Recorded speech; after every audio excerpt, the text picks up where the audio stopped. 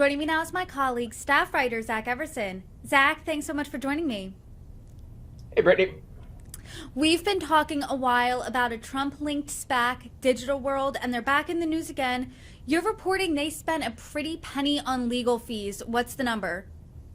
Sure, it is $10.8 million. We've been talking about them in part because they have come out a couple times and said, those SEC filings we had out there, they can't be trusted.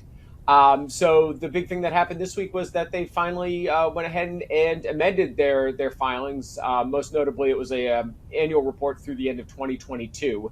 And they had disclosed earlier that their operating expenses were around $18 million, but they didn't really break it down.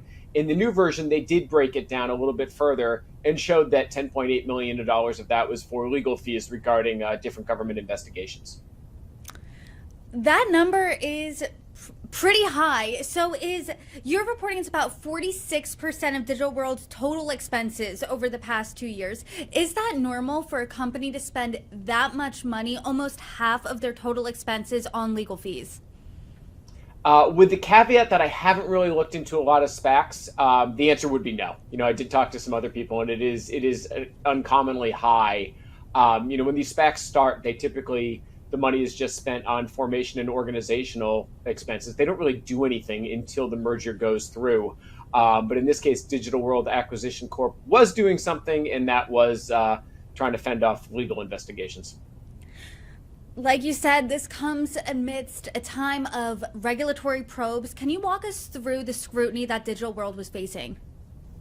Sure. There are some pretty strict rules about when a SPAC forms. It's not supposed to originally know what company it plans to merge with.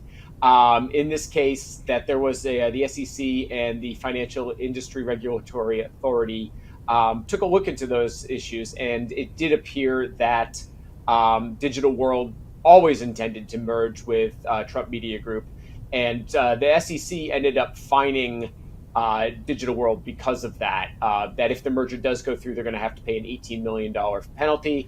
There was also a former board member was being investigated for suspicion of insider trading. The SEC has pressed charges against him and two others, and that case is in very preliminary stages.